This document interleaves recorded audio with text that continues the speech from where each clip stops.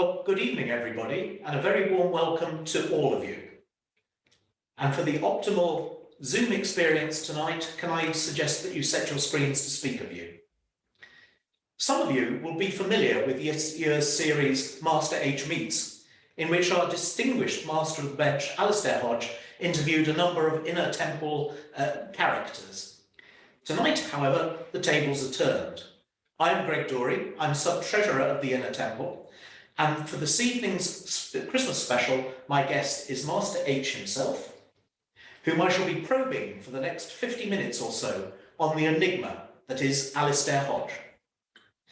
He may say literally anything tonight, so those of you of a nervous disposition may want to leave now. But may I invite the rest of you not to rush away at the end of the interview when, if the technology permits, we will witness the world premiere of a newly written song that we very much hope will become a Christmas #1. And now to the main business of the evening. Alastair Hodge was called to the bar in 1997 by the Inner Temple, and he was elected a Master of the Bench in 2014. He was appointed Honorary Professor of Advocacy at Nottingham Law School in 2016, and he teaches oral and written advocacy at all levels, nationally and internationally. He's been a tenant at 5 Essex Court since 2003, and he specialises on all aspects of employment and education law. Alastair, or may I call you Master H? Of course you can. What that short CV doesn't reveal is that I believe some Scottish blood flows through your veins. Yes, don't let this accent fool you. This is the put-on accent. This is the one that I've developed over many years because naturally I'm a Scottish person. I was born in Hamilton. My parents moved down to London in '79, then went back to Scotland, back down here in '85. And therefore, you know, when you're a child and you've got this voice, you know, there's not much you can do about it. And you go to school, and I remember going to secondary school in 1985 and beginning my existence of living a double life, because I'd be at home in the morning and I'd sort of leave the house and I'd say, "Cheerio, Mum, cheerio, see you later." And then I would go to school in South East London. I'd put on a South East London accent, you know, for the next 8 hours. "Oh, I'd tell, how are you getting on, son? All right, good to see you, good to see you." And then I'd get home at 4 o'clock. "Hello, Mum, how are you getting on?" And so I would literally do 2 voices for 7 years of my life. Amazing. Yeah. Well, I'd like to revert to your Scottish origins at the very end of the show, if I may, but your CV focused very much on your professional career. But amongst your various roles at Inner Temple, and the real reason that we're both of us here tonight, is that you are our Master of Revels. Now, we know something of the masks that were held here in Tudor and Stuart times, and, well, pretty saucy they were too. But tell me, what exactly does it mean to be revelling in the 21st century, and just how much sauciness can we expect? The first part of the question, it's very different.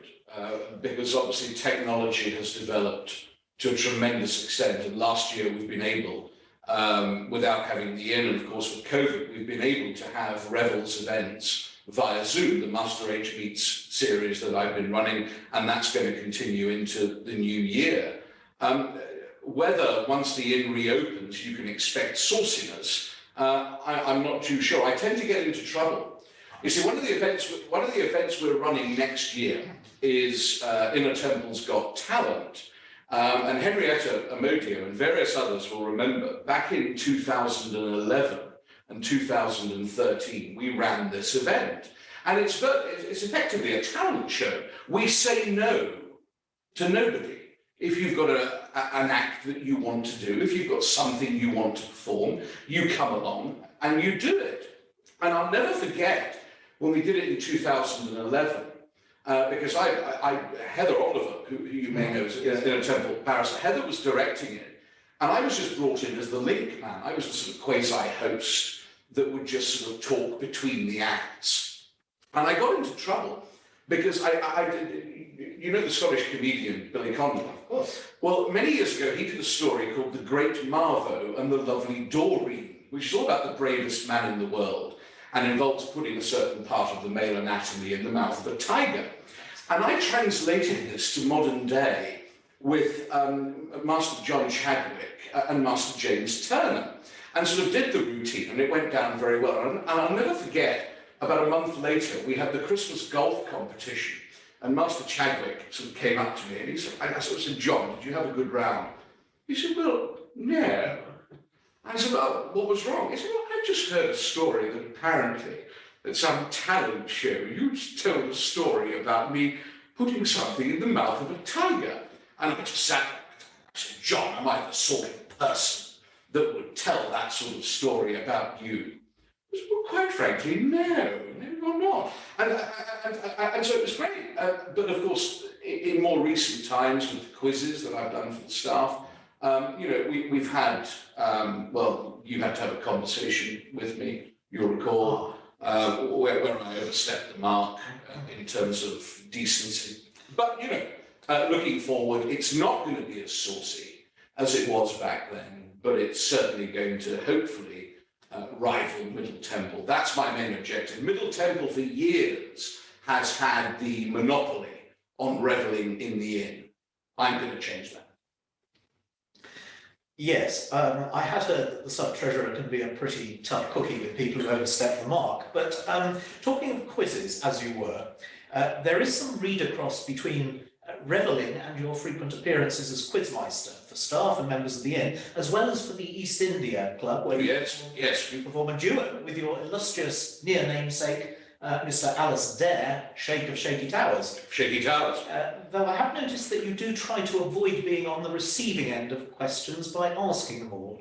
So tell me something about how you got involved in organising quizzes in the first place, and what's the best question you feel that you've ever asked in a quiz? Well, I think the start of 10, and hopefully he's watching. Alastair Sheikh is an absolute genius. I have learned so much in terms of performance, in terms of delivery, from Alastair over the last 6 years that I've known him. We first met, I always knew who he was. He was this very important person at the East India Club. And there was one night we were in the bar, and totally randomly, I started, as I'm prone to do, was reciting the script of the Poseidon Adventure. And Alastair was in the bar with me, and he sort of overheard this. And it turned out that both of us knew the Poseidon Adventure off by heart. And therein, the sort of friendship, the camaraderie that we have was born. And we have, during lockdown, for the benefit of the East India members and others, done the Zoom quizzes, which have been tremendous fun. And we've got our festive one coming up on the 16th of December. But my origin in quizzing goes back to slightly darker times when I was married.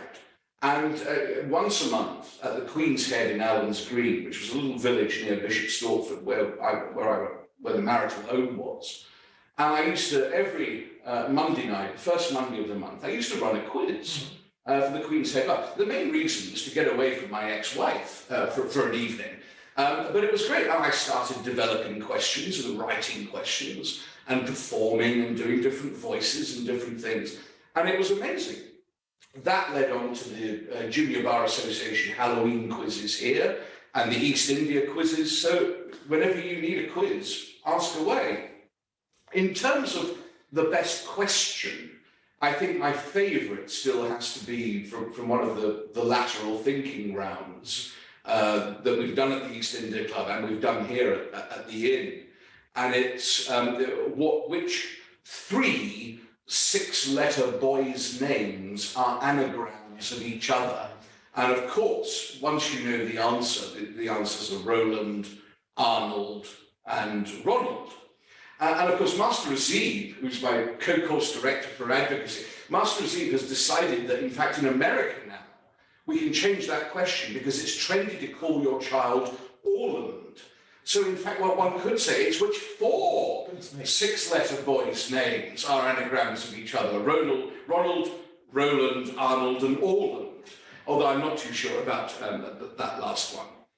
Well, I believe Master Azib may actually be with us tonight, though we can't actually see everybody on the screen. No, we can't see anything where we are. I mean, I don't actually know if anybody's watching this. Anyway, I'm glad you picked out a clean question to answer my question. There have been some dodgy ones. That is true, yes. I remember seeing you act out some very dodgy ones, if I may say so. That's probably when Alastair Sheikh and I did the Guess the Movie round Yes. And it was the scene in When Harry Met Sally, and we were doing it in my flat. Okay. And I played the Meg Ryan character and managed to give myself an orgasm from my armchair. I hope you were using your own armchair at the time and not one belonging to the Inner Temple. No, it's my own armchair. It was bought in Marks and Spencer. Excellent. Well, I believe that, well, revelling aside, your main commitment at the Inn is to advocacy. And since I joined Inner Temple, I've been able to attend a number of advocacy training sessions for our members at which you've presided. How shall I put this? Is it true that you love advocacy training more than anything else in the world? Yes. Yes, I always have done. This Inn, the Inner Temple, leads the way in advocacy training. It has done since I was a student and a pupil barrister. And in more recent times, I've been a trainer for 16 years. And in fact, I mentioned my ex-wife earlier on. I remember when we got divorced in 2006, 2007, one of the allegations of unreasonable behaviour that was made about me was that I loved advocacy training more than I loved my ex-wife. By the way, does your ex-wife have the login details tonight? I hope not. But this allegation was made in this document. I remember I was sitting with my solicitor, and he says to me, he said, "What are we going to say to this?" I said, "Well, we can admit that. That's absolutely true. I do love it more than I love her, or loved her, or whatever." But the great thing about advocacy training, especially in the Inner Temple, is the camaraderie. I've met some amazing people in the last 16 years, fellow trainers, that I would never appear in front of. I mean, I haven't done crime since the very early days. I keep up to date with criminal advocacy. I have to as a trainer. But people like Master Joanna Corner, Master Anthony Leonard, I never appear in front of them now, but they're very good friends from advocacy training. And from the word go, I remember my first weekend, we were at Latimer House in Buckinghamshire, and this would be April, I think, or maybe even the end of January of 2005, and I'd just been appointed an advocacy trainer, and I was so excited. I was going to my first weekend. And Master Geoffrey Pegden was there, Fiona Bartlett was there, and Beth Phillips and various others. And it turned out on the first night that Master Ken Aylett was no longer able to attend. And I'll tell you, as having been course director, when trainers drop out at the last minute, you know, it throws everything into turmoil. And I remember, because we were sort of sitting there and Fiona was obviously dealing with all the admin, you know, this was a problem. And my introduction to advocacy training was being coerced into ringing up Master Aylett, doing my impersonation of Master Toby Hooper, who was chair of the advocacy committee at the time, to tell him off, you know, for not turning up. And I remember we were in the courtyard at Latimer House. I can see it now. Geoffrey Pegden was in absolute hysterics. Fiona didn't know why she had decided or why they should have appointed me an advocacy trainer, because I was given Ken's number and quite casually I rang up. I said, "Ken, it's Toby." And he said, "Oh, hello, Toby. I'm really sorry I can't make it." He said, "Well, I'm not there myself, and as you'll be aware, I am going to have this conversation with you using a number of subordinate clauses without ever actually getting to the point." And I told Ken off as Toby, and that was my introduction to advocacy training. And 16 years later, I'm still doing it. One of the best things about advocacy training is see people develop. And I don't know whether she's watching tonight, but I single out Jennifer Newcomb, who's at Master Aldous' set, Gough Square. And I remember Jen when she was a BPTC student. I taught sessions when she was a student. I remember her as a pupil. I remember her as a new practitioner. And now Jen herself is an advocacy trainer in her own right. And there is something magical, there is something very, very satisfying at seeing someone at the very early stages of the Inn, maybe the age I'm getting to now, I don't know, but actually see them go through the entire process to become an advocacy trainer themselves. I've been reading a blog recently in which the writer refers to you as the characteristic and dynamic Alastair Hodge. But they're lying. They must be lying, Yes. surely. The point is that they were especially struck by one of your guidelines for modern advocacy, which was be true to your personal brand. So could you define for us your personal brand? No. No, I don't think I can. I think because over the years I have done impersonations, and when I was doing acting at university, I studied the works of Stanislavski, method acting, becoming the character, the role that you play. And I don't think that Alastair exists anymore. I know that sounds so, but I don't think that the Alastair that my mother gave birth to back in 1973 exists. Alastair is a combination of so many people. And in some ways it's an advantage, some ways it's a disadvantage, because in a difficult situation in court, what do? Alastair will probably panic, but what I do is I think, oh, well, how would Master Anthony Leonard deal with this? And so you assume some of the characteristics because I've impersonated him, because I've ridiculed him in the past. And so I don't think Alastair exists anymore. It's a combination of many, many people that make up what you see today. But the be true to your personal brand, I mean, Master Sarah Clark first came up with this as one of her 6 rules of advocacy, and I still use it in advocacy training because I think it's important. I mean, do you want to hear what I sort of say to the people when I'm giving the lecture? Please do. Well, I'll just turn to the camera. Rule number 2 of being an advocate is being true to your personal brand. Now, what do I mean by that? I mean, be yourselves. You know, when you do advocacy, whether it's an exercise at Wharton House or whether you are doing it for real, bring yourselves to the party. And what I often say to people on Zoom is, let's imagine that you're no longer on this Zoom call. Let's assume that you're outside the Hodge abode at 3 Kings Bench Walk. And I sort of meet you there and I give you all a clipboard. Do you ever find that you're walking along a city street, sort of minding your own business, and an anorak jumps out of a doorway doing a survey?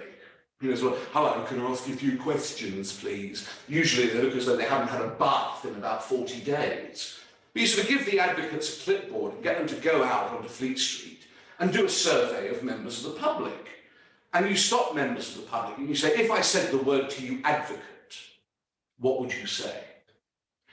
And it's amazing, because 95% of members of the public would firstly say it was a man. But of course, that's a stereotypical, outdated assumption. We know now that more women are entering the solicitor's profession than ever before. More women are coming to the bar than men. So that's an outdated view of what the situation is. They'd probably say it was a very old man, greying hair, set of bands, gown wig, doing something like this. Good morning, my lord. How is your lordship today? Very like Master Selves, actually, in terms of the delivery. And the thing is, the reason they would describe that type of advocate is that's how they're depicted on the telly box. You know, in Judge John Deed, Silk. Remember Silk? You ever watch Silk? I never watched It was a dreadful program. I turned off after 28 minutes. Did it have gavels in it? No, it had a pupil barrister that nicked a wig and a gown from Thresher and Glennie. And then is filmed 5 minutes later with the wig and the gown running towards Thresher and Glennie. I mean, the BBC didn't even get that right in terms of continuity. It's like Skyfall. Apparently at the end of Skyfall, Judi Dench dies. I've never seen the end. I turned off after 80 minutes. You know, your man, what's his name? Daniel Craig. Yeah, a man who needs to wear a suit 2 sizes bigger than the one he wears, but that's neither here nor there. He's going down an escalator on the London Underground in Skyfall, and P or Q is in his ear. And he says, Bond, where are you?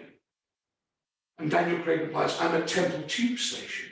And of course, you know when Temple Tube Station doesn't have escalators. And then even worse, when he gets to platform level, he's filmed getting onto a piece of Jubilee line rolling stock.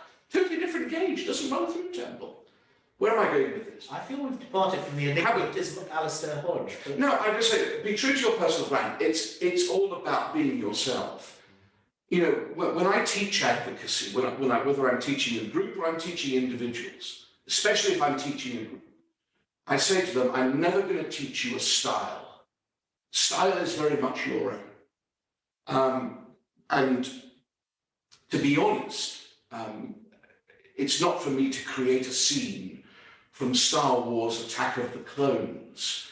You remember when Jango Fett created the clone army, and they're all the same height. They all say the same things, they sound the same. That's not what we want in advocacy training. We want people to be themselves. Excellent. But just thinking of your brand for a moment, there is actually a statue of Hodge very close to the inn, and it's not every bench that can say that, is it? This is true. Gough Square. Yes. There is a statue of Hodge the cat. Ah.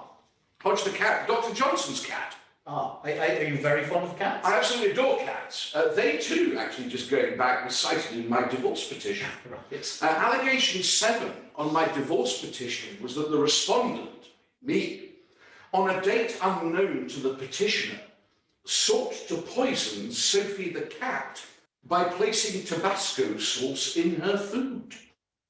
And did you? Well, my instructing solicitor, lovely guy called Mike Tasker, Mike was sitting there. He said, how are we going to respond to that? I said, that's absolute nonsense. It was a homemade pepper sauce, not Tabasco. But before, hang on, whoa. Before you accuse me of being my daughter, who is a lover of cats, is watching tonight, so be very careful. No, I never intended harm to the cat. I'll tell you the story. We were obviously still married, and to set the scene, I was playing golf at Muirfield one weekend up in Edinburgh. And when I came back, it was a match between the English bar and the Scottish bar. And I came back and I sort of opened the front door of the marital home. As the French would say, l'odeur du chat, the smell of cat. And my ex-wife had gone out and acquired 2 cats, without asking me or telling me or whatever. And if she'd asked me, I'd have said, yeah, get cats, I don't care. And so she acquires these cats. And in early 2006, I was doing an application in Cambridge County Court. And I got back home and the phone rang. My ex-wife was a professional support lawyer at City Firm. And I picked up the phone and it was her. She said, darling, can you feed the cats tonight? I said, no. She said, just this once. I said, no, they're your cats, you feed them. She said, I've got to work late. I said, I don't care, they're your cats, you feed them. You can tell we had a really good relationship by this stage. Anyway, I gave in. And she said, now you know. I said, yes, I know that Emma is normal and Sophie is abnormal. Go away. And so it came to feeding time and I separated the 2 cats. I put Sophie in the conservatory and I had Emma in the kitchen with me. Good evening. Actually, I had a conversation with the cat. And I pull out this pouch. I'd never fed a cat before in my life. And I pull out this pouch, whiskers, tuna and prawn. Put it into a bowl. Tuna and prawn, eat. And Emma ate all her food. Then I swapped the cats over, bring in Sophie, the abnormal cat. I said, good evening. And I said, you need different food. So I pulled out this tin, prescription food from the vet, beige mush into a bowl. Oh, tasted like cardboard. And I looked at the cat and I said, does your mother serve you this every day of your life? Let Uncle Alastair give you a bit of flavour for once. So I got my pepper sauce, I put a bit on the food, and she ate every morsel. Yes, you guessed it, that night she vomited all over the kitchen, and we spent the entire night in the vet, having a stomach pump. But, and here's the point, I still use this story in advocacy training when I'm talking about having a realistic case theory. Because if you were to argue that the consumption of a small bit of Alastair's homemade pepper sauce in 2006 was in any way causative of the death of said cat in November of 2018, that would be an unrealistic argument in advocacy. I wouldn't dream of it. Thank you. Thank you for that explanation. Now, I didn't know you were a student of political thought, but I believe I've also heard you refer to Hobbes as being directly relevant to these sad matters. Oh, God. Now, I was forced to read him as a student, and I know he said that the life of man was solitary, poor, nasty, brutish, and short. but you seem to be, on the whole, rather upbeat person. So why Hobbes? This was a slip of the tongue. I should say this was on Legal Chair. It was in the Times. Oh. This was a slip of the tongue. A few years ago, a Middle Templar, a guy called Tony Arledge, who used to be Master of Revels at Middle Temple.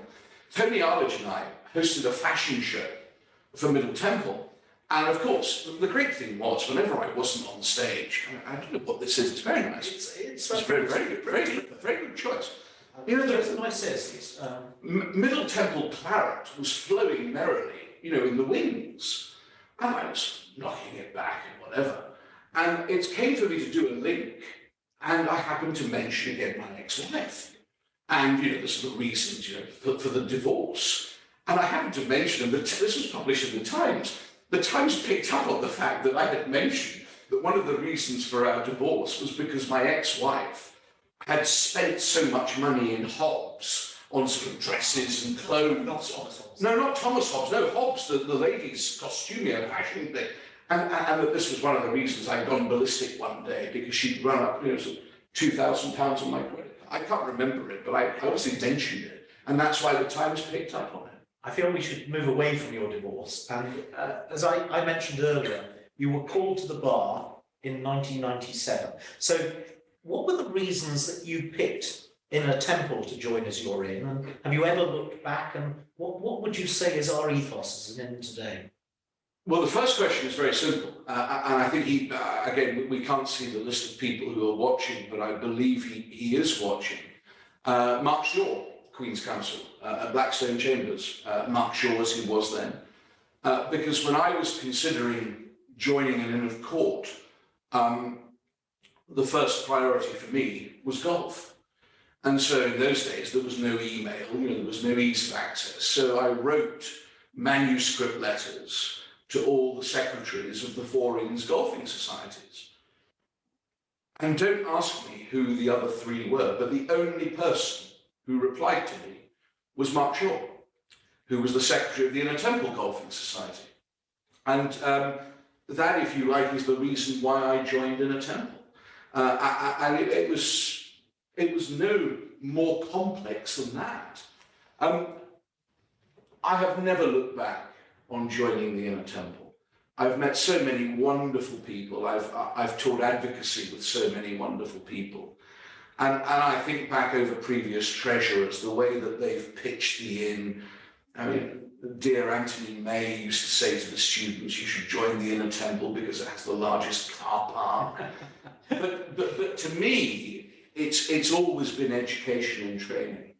And I've worked over the years with Beth Phillips, Fiona Bartlett, David Miller, who have all done the role of professional training, what is now, I think, professional training manager. And I've worked with all of those.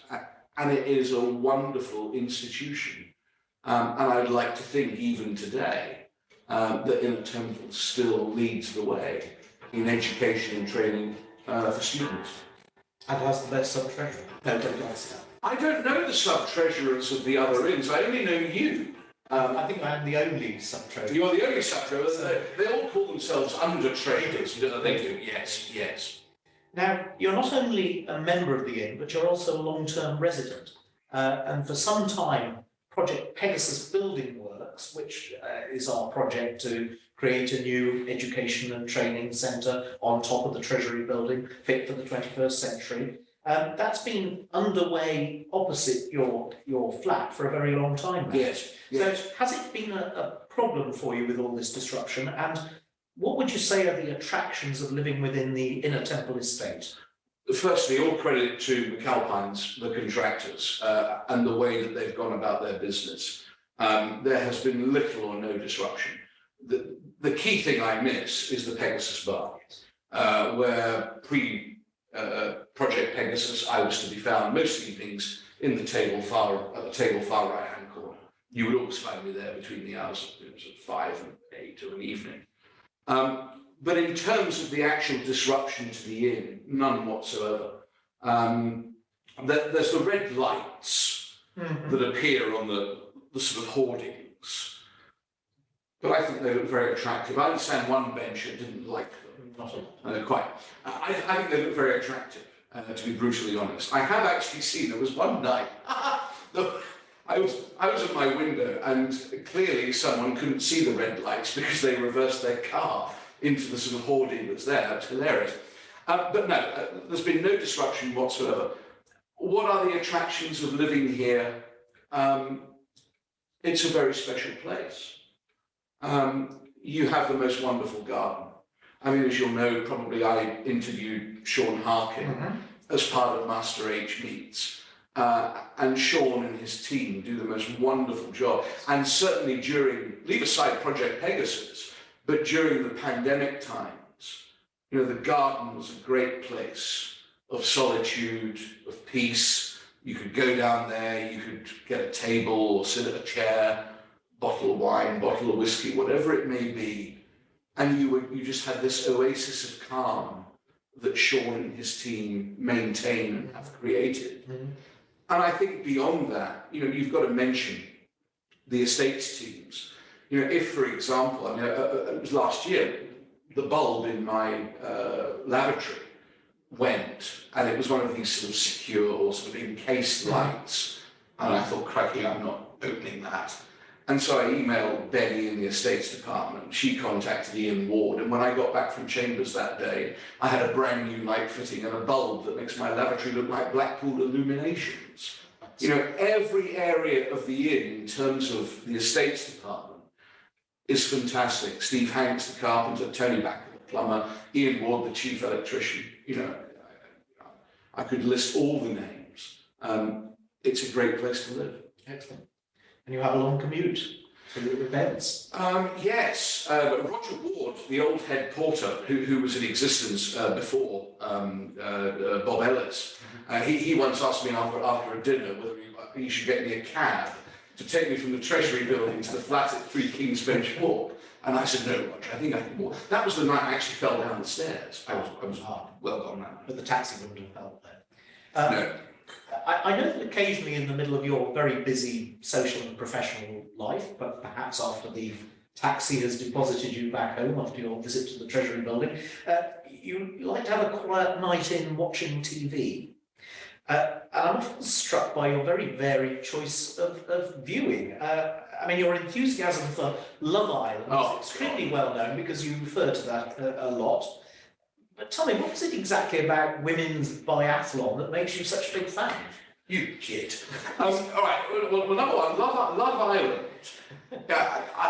Love Island is one of the best programs on television because what I do is I sit there with a sort of pad of paper and a pen, and I sort of do a Hannibal Lecter routine on all the contestants. I sort of analyse them, I try and work out what makes them tick. So in addition to just sort of gazing at, you know, men who are tattooed from head to foot and women in different bikinis every day, it's a very pleasant sight. You know, I do get a kick out of the analysis. But women's biathlon, for those of you who don't know, was it last Christmas? He sent me a message on Christmas Eve or Boxing Day or whatever it was. And he just sort of said, just saying hello, are you all right? And I messaged back. And I said, I'm watching women's biathlon. And this clearly struck a chord with you. Women's biathlon is amazing. The ability, and so is men's biathlon, actually. I shouldn't discriminate here. But it's to say, the ability of these athletes to do the sort of cross-country skiing and then slow the heart rate down to be able to shoot 5 targets is fascinating. Because I'm the unfittest person in the world. I have enough trouble getting up my stairs, the 3 Kings Bench Walk, and in due course, Richard Snowden and yourself are going to get an email from me about putting a lift in, mainly for the benefit of my mother, because she has difficulty getting up and down the stairs, but a lift would be great at 3 Kings Bench Walk. But it's no more than the fascination with the sheer athleticism of the biathletes. It's clearly the best possible training for robbing 7-Eleven stores in Alaska.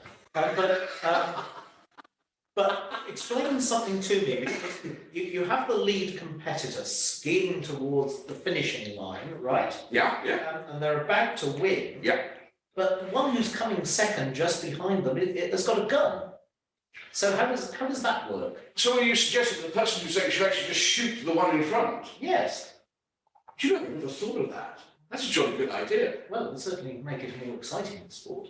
Anyway. Yes, anyway, yeah, all right, yes. May I take another drop of this? Please go ahead. Shall I fill your glass? Thank you, that would be extremely kind. No problem. Your own sporting prowess, and you've mentioned it a few times already, is hitting a small, round, white, hard thing into long grass in pouring rain. So, come on, tell me, where's the pleasure in that?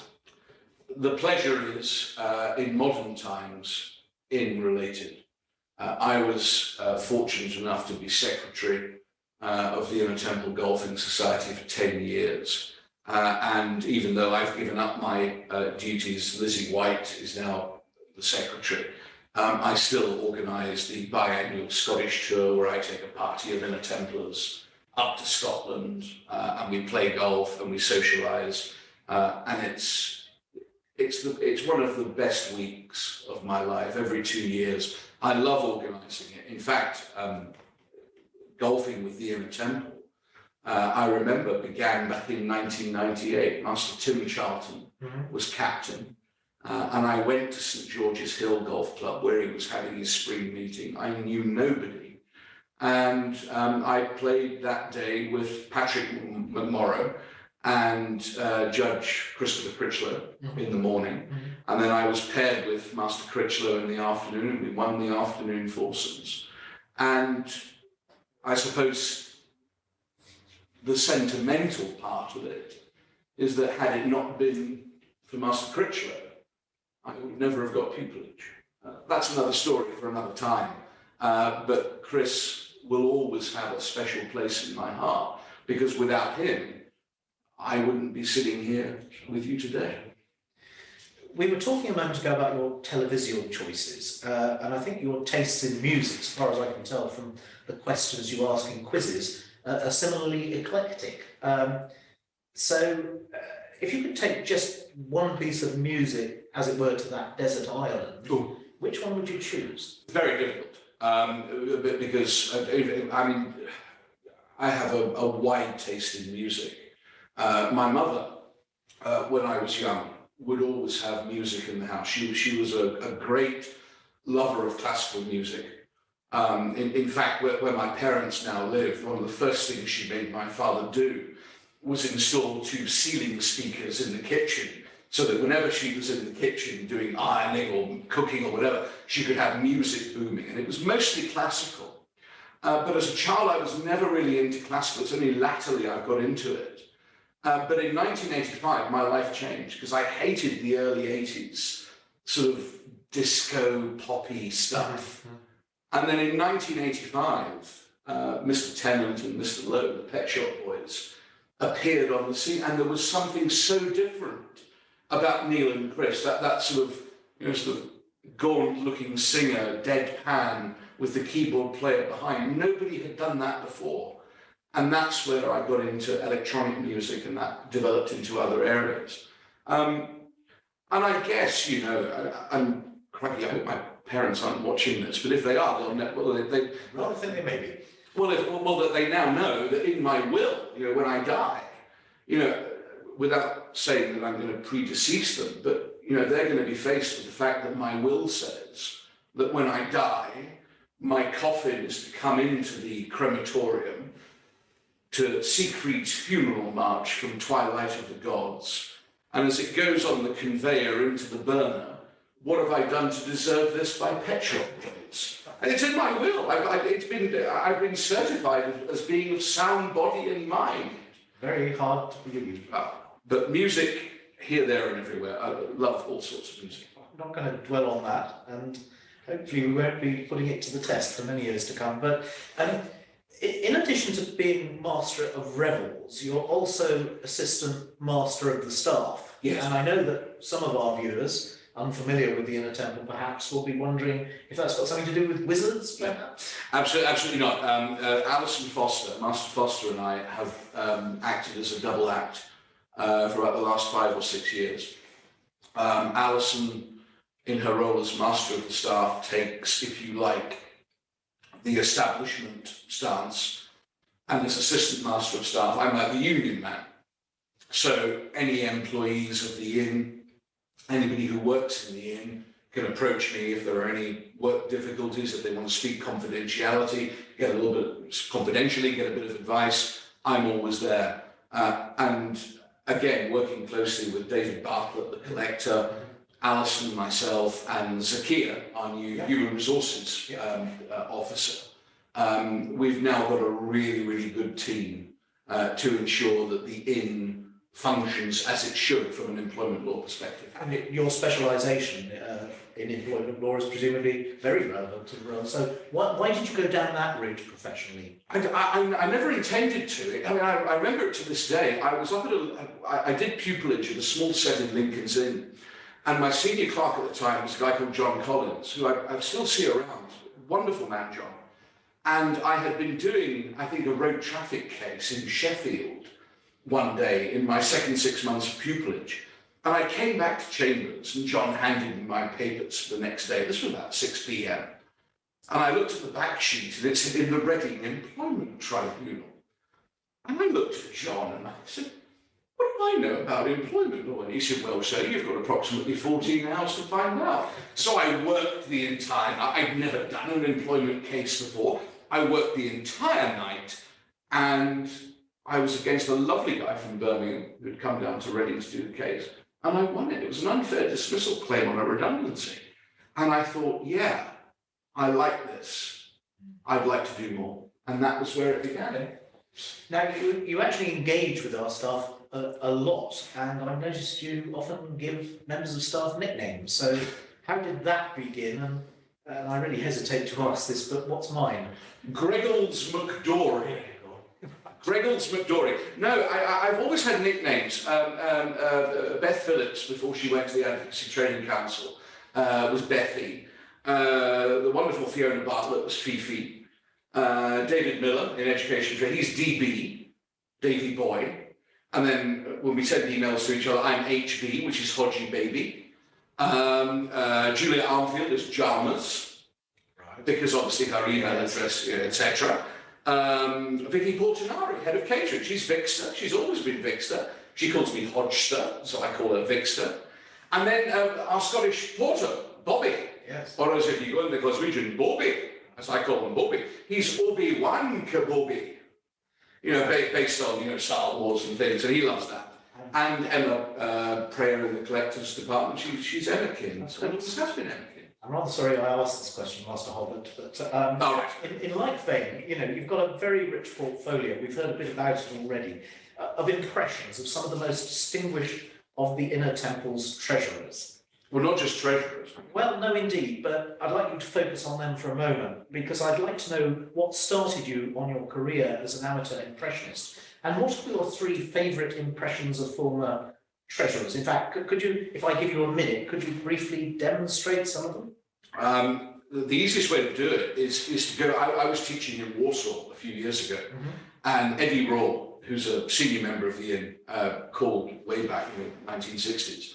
It was Eddie's 80th birthday, and I'm in a taxi in Warsaw going to some lunch, and I suddenly remembered it was Eddie's 80th birthday. And I thought, I better wish him happy birthday. I knew that Olivia, his daughter, was taking him to the Royal Mid-Surrey Golf Club, you know, for his birthday lunch. So I thought, I better ring him and leave a message. And so I thought, well, I'll tell you what I'll do. I'll leave him an exotic message.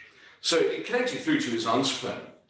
And I decided that I would create the illusion that 4 former treasurers of the inn were in a taxi going through the centre of Warsaw. So the message that he got was, hello, Edward. John Chadwick here. Just wanted to wish you a very happy 80th birthday, you know. It's so wonderful that you've reached that age. We're nearly at our destination. Master Thorney wants to say hello. Just let me pass the phone over. Well, Edward, very well done in terms of getting to the age of 80. It's lovely to hear that you've reached that age. I hope I get there myself. Stephen, do you want to have a word with Edward? Edward, Stephen Tomlinson. I don't think we've ever met, save over a glass of wine in the Temple Church after an evensong. But lovely to hear from you. And I'll just pass you over to Bill McPherson. Very good. Absolutely wonderful. It's 80 years ago. I remember my 80th. I had a wonderful party here in Reading. Anyway, I love to see you. And so I left this message. And the great thing is about Master McPherson, I impersonate so many people. You heard my Toby Hooper earlier on. Master McPherson is still to this day my favourite because because I remember I used to ring up Murray Pickering, Master Pickering, and Edward Raw and leave them messages as various members of the inn, with various sort of messages. And the classic one I did once was Eddie was at Tanfield Chambers at the time, and I rang him up. I wanted to speak to him about something, and he answers with hello. And I said, hello, Eddie, Bill here, Bill McPherson, Blair Gallery. And instantly he went, who? And I thought, he's rumbled me. He's got it. So I thought, no, stick to your guns, keep going. Oh, it's Bill McPherson here, Blair Gallery. Oh, hello, Bill. I thought it was Hodge on a wind-up. To which I said, he's a bit of a scallywag, he's always impersonating people. And I spoke to Edward Raw for 15 minutes as Bill McPherson. And eventually my throat gave out because some of the impersonations, for example, you do Vivian Robinson, with my wife Louise, or if you're doing Master Sells, whatever it may be. Master Sells, Master Sells, speaks very quietly, then suddenly, boom, that's Master Sells. It hurts the throat. Yeah. And so I just stopped and I said to him, Eddie, I'm really sorry, I can't do this anymore. And there was a pause, and he called me something very, very rude. But of course, not every treasurer I can impersonate. Martin Warbeck, whom I love to bits, he was very disappointed that I was never able to impersonate him. And the reason is it's one of those voices that you can't latch on to something. And we've had a treasurer now in Master Featherstone Hall for the last 2 years. And to begin with, I struggled. I'd sort of watch him on Zoom. I'd get the phone, I'd record him. I'd lie in bed at night and play his voice through my head. And it's only when you get a tag, when you focus on one word or one phrase, very often everything falls into place. And that's what happened with Guy. Because I remember one of his favourite lines was always, can I just say? At the end of a qualifying session or something, can I just say? And I thought, right, that's what I need to focus on. And so I was lying in bed one night, and I had the phone next to me, and it was playing Guy's comments at the end of a qualifying session. And I listened to it, and I listened to it, and I listened to it. And then you close your eyes, you translate it to brain. Well, can I just say, well done? And it happens. And then everything else falls into place. I mean, great, good stuff. I mean, really, well done. And the voice, it was the same with Vivian Robinson. Vivian Robinson was the most difficult person to impersonate. And I remember being in Henrietta's office, and she said, can you not do Master Robinson? And I said, no, I can't. I said, good evening, I'm the treasurer of Inner Temple. And she said, you've got it. And I said, I've no idea what I did. And sometimes you get a voice and then you lose it, but hopefully always you find it back. But there we are. Well, can I just say, well done? I mean, that's a lovely time. No idea what impression you're doing at the moment. And I know that you're a fan of The Apprentice, and I should probably at this juncture say Master H will fired. But, in fact, I will ask my last question, which is, how will you be spending Christmas and the New Year? Christmas is going to be lovely. Subject to the whims and fancies of Bozo the Clown and Queen Nicola I, my parents are coming down on the 21st of December. We've got a great week planned. I think we're going to the East India Club, we're going to an Italian restaurant, we're going to Brasserie Blanc, we're going to various places, and they'll head home on Boxing Day. My grandfather, Andrew, my father's father, he's in a retirement home in Perthshire, 103, you know. Amazing age. He'll stay in his retirement home. And then between Christmas and New Year working, I have a trial starting in the new year. I need to do some work on that. But I'm sure for the benefit of a select gathering, we'll squeeze in a party at the Hodge abode on New Year's Eve, which I will publicise to those that need it shortly. Well, we're finished with the questions, but can I remind you not to rush away? This is the scary bit. I don't like that. He's got something up his sleeve. Well, I'd like you all to wait, if you could, just a moment for the promised world premiere of a new song, which you can hear with the closing credits. It was Churchill, who described Russia's intentions as a riddle inside a mystery, inside an enigma. And tonight, I feel I've only scratched the surface of Alastair Hodge. We've dealt with the enigma, but the mystery and the riddle still remain, and that's for another occasion, perhaps. So many thanks to all of you in the audience for joining us here for this Christmas special. A particular thanks to Master H himself, and you may wish to signal your appreciation with a round of applause. I don't know if we can hear the round of applause. Well, we certainly can't see it. I mean, there's nobody there. So we'll see you applauding. There you go. There we go. Oh, Kat's here. Kat's name's just got. Oh, Tina's here. I've got people who are maybe we can see names now. This has been a Revels production on behalf of the Honourable Society of the Inner Temple. The executive producer was Henrietta Amodio, and this evening has been produced by Kate Peters and Vonda Sven. And now, please do not adjust your sets.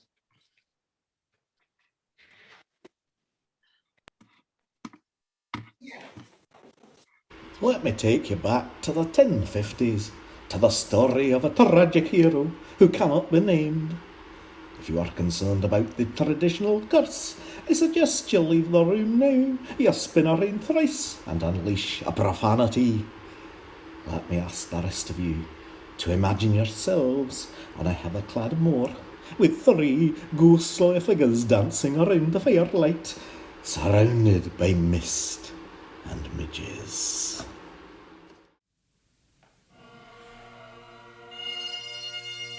We will try not to bore ye, just set the scenery for ye. All that we do employ ye, try to behave. We'd no dosh to get us set, but please don't be too upset, for as ye can plainly see, it's Scotland the brave. Whist for the beat of drums, see where our hero comes, proudly and confidently leading forth his clan. Under his kilt we see a glimpse of his hairy knee, and think we would all agree Hodge is our man. Hark to the voice that's calling, hear, hear the hag is falling, the noise is quite appalling, down through the glen. Please don't be too aghast, but gloomy and overcast is the demeanour of these 5 Highland men. Whist for the beat of drums, see where our hero comes, proudly and confidently leading forth his clan.